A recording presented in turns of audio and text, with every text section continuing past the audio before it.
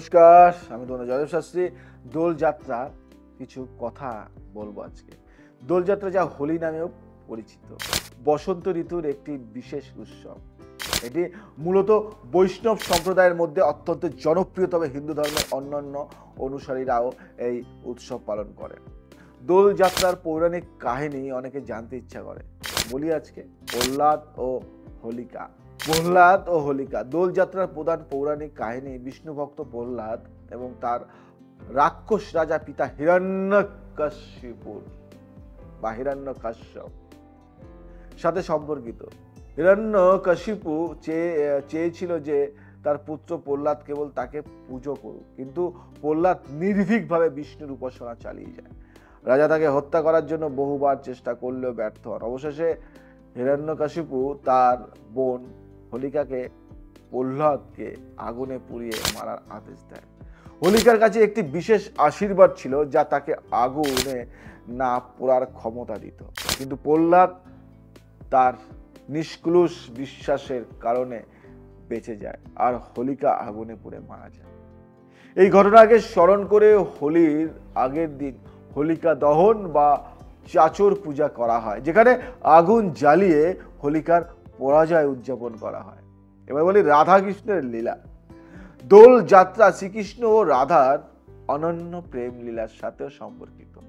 কথিত আছে যে কৃষ্ণ যখন দেখলেন যে তার গায়ের রং শ্যামবর্ণ আর রাধার রং উজ্জ্বল ফর্সা, তখন তিনি যশোদাকে প্রশ্ন করেন, কেন এই পার্থক্য?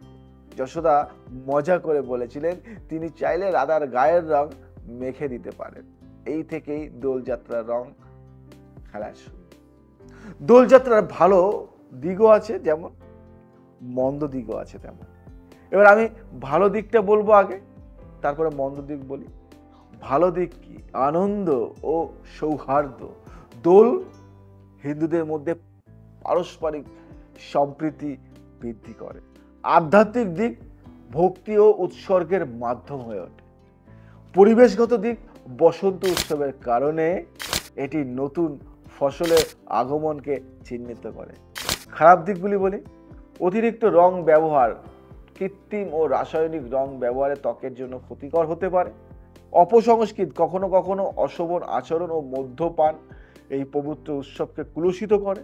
প্রদূষণ, জল অপচয় ও শব্দ দূষণ বড় সমস্যা হয়ে দাঁড়ায়, কিন্তু আমরা থেমে থাকি না, আমরা করে যাই। যে আনন্দ করার সে আনন্দ ভালোভাবে করে, যে আনন্দ করার নয় সে ওরকম ভাবেই করে। দোলযাত্রায় করণীয় কি আছে, প্রতিকার কি কি আছে সেগুলি বলি। শুদ্ধ প্রাকৃতিক আবির ব্যবহার করুন। গঙ্গা জল ছিটিয়ে বাড়ি শুদ্ধ করুন। সকালবেলা ভগবান কৃষ্ণ ও রাধার পূজা করুন। লাড্ডু, মালপোয়া, ঠান্ডায় প্রভৃতি প্রসাদ তৈরি করে বিতরণ করুন। পরিবারের বয়োজ্যেষ্ঠদের পায়ে আবির দিয়ে আশীর্বাদ দিন। কৃত্রিম রং ব্যবহার করবেন না। মদ্যপান বা উগ্র আচরণ এড়িয়ে চলুন। বৃক্ষছেদন বা পরিবেশ দূষণ করবেন না, এগুলি মেনে চলুন। হোলি আপনার জন্য সব থেকে সুন্দর বা পবিত্র হয়ে উঠবে। এবার জয়দেব শাস্ত্রী সেহেতু দোলযাত্রায় কিছু টোটকা দেবে না তা কি হয়? নিশ্চয়ই দেবে। সৌভাগ্য বৃদ্ধির জন্য দোল পূর্ণিমার রাতে কাঁচা হলুদ আর দুধ মিশিয়ে স্নান করুন, এতে ধনলাভ ও সৌভাগ্য বৃদ্ধি হয়। এটা করুন, রাজকীয় ফল পাবেন। শত্রু দমন ও বাধা দূর করতে দোল পূর্ণিমার রাতে 5টি লাল চন্দনের কাঠি ও 5টি লাল ফুল গঙ্গা জলে বিসর্জন দিন, শত্রুর দৃষ্টি কেটে যাবে। বৈবাহিক জীবনের সুখের জন্য স্বামী স্ত্রী একসঙ্গে আবির ছিটিয়ে একে অপরের কপালে লাগালে সম্পর্ক মধুর হয়, এটা জয়দেব শাস্ত্রী বলছে। করুন, দেখুন কি হয়। ব্যবসায় উন্নতির জন্য পূর্ণিমার রাতে হলুদ কাপড়ে গুড় ও গঙ্গা জল রেখে ব্যবসার জায়গায় রাখুন, এতে আয় বৃদ্ধি হবে। আর্থিক সমৃদ্ধির জন্য দোল পূর্ণিমার রাতে মা লক্ষ্মীর সামনে 11টি ঘিয়ের দীপ জ্বালিয়ে শ্রীম মন্ত্র জপ করুন। শ্রীম মন্ত্র জপ,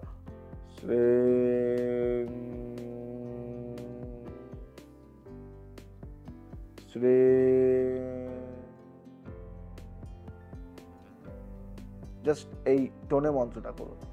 দোল পূর্ণিমার বিশেষ জয়দেব শাস্ত্রীর প্রতিকার আজকে বলি। সকালে গঙ্গা জল দিয়ে স্নান করুন, বৃদ্ধ ও শিশুদের দান করুন, এতে পূর্ণ লাভ হবে। বিভিন্ন রঙের আবির ব্যবহার করে রং খেলে ইতিবাচক শক্তির বৃদ্ধি হয়। বাড়ির দরজায় আবির ছিটিয়ে দিন, এতে নেগেটিভ শক্তি দূর হবে। এই দিন ওং নমঃ ভগবতে বাসুদেবায়, ওং নমঃ ভগবতে বাসুদেবায় এই মন্ত্র জপ করুন, এতে বাধা কেটে যাবে, অনেক অনেক বাধা কেটে যাবে। ছোট্ট এই নিয়মগুলি পালন করুন। এবার সংক্ষেপে আমি কিছু কথা বলি। দোলযাত্রা শুধুমাত্র একটি উৎসব নয়, এটি ভক্তি, আনন্দ, প্রেম ও সৌহার্দ্যের প্রতীক। সঠিকভাবে পালন করলে এই দিনে আপনার জীবনে সুখ, সমৃদ্ধি ও শুভ শক্তির প্রভাব আনতে পারে। শুধু মদ্যপান, কৃত্রিম রং ও অপসংস্কৃতি থেকে বিরত থাকাই যথেষ্ট। আপনার জন্য বিশেষ শুভেচ্ছা বা আপনাদের জন্য শুভ দোলযাত্রার প্রীতি শুভেচ্ছা, ভালোবাসা রইল জয়দেব শাস্ত্রীর তরফ থেকে।